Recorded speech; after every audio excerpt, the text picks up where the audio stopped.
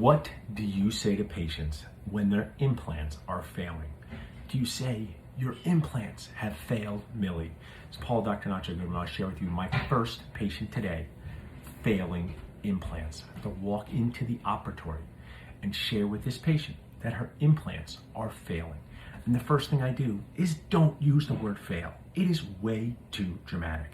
So what I did for this awesome patient, we had done a fixed hybrid prosthesis, which patient-friendly terms, stay in all the time teeth, remove teeth, snap in and out. It's a removable implant overdenture, stay in all the time teeth, fixed hybrid implant overdenture.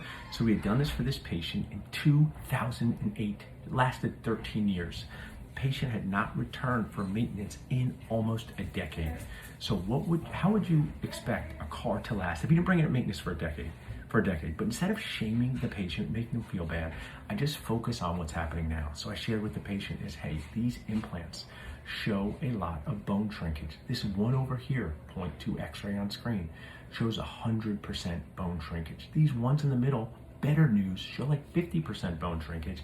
And this one over here shows like 80% bone shrinkage. You're in charge. So what I want to share with you first is, what happens if you don't do anything? What happens if you leave to this speed? Because you shared with me you weren't in pain, that's great.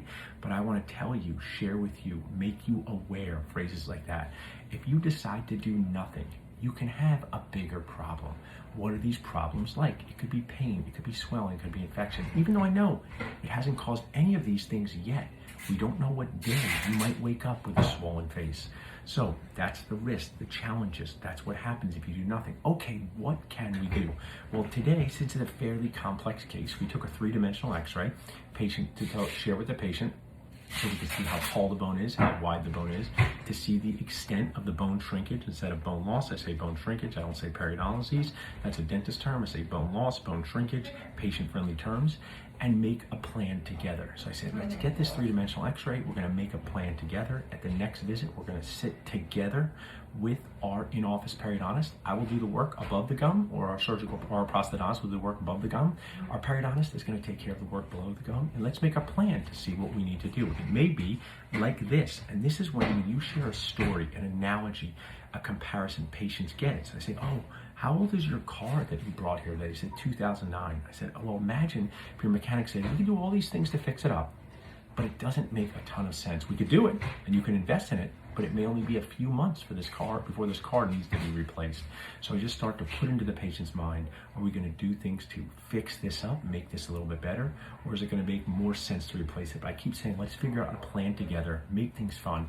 Don't say fail, say replace. I say these implants here may need to be replaced. I say we may need to transform this from a stay in all the time implant prosthesis, stay in all the time teeth, to snap in and out teeth. And then I tell a story, an authentic one, of a patient who just had this done, and they love their transition, their transformation from stay in all the time teeth to snap in teeth. So focus on the fun, focus on the reality. Don't use dramatic negative words. Plan your words just like you plan out your bonding, and see how that helps you develop patient relationships. So what did this patient say to me at the end of the appointment? Was she mad? Was she upset? She said, it was great to see you again, Paul. I'll see you next month with the periodontist, because she feels comfortable, she feels secure, she feels we have her back, even though what's happening is not a fun thing to have happen. If I can help you with any patient-friendly terms, you have a question for me, I would love to hear from you. You can just reach out to me, paul@dentalnachos.com. And I'm wearing my branded Pennington Dental swag today. I love to make things more fun. My brother's awesome at it, getting branded swag for the office. Our team wears it. We give it to patients as gifts. So I highly consider, I don't know if you've noticed, this time of year in general is not super fun, but especially during what's happening on Earth right now, extra not fun. So if you can do small things to make things more fun for your patients, for your team, for you, they'll wear it around town, I highly recommend you do that. Please reach out to me if you have any questions. I would love to hear from you.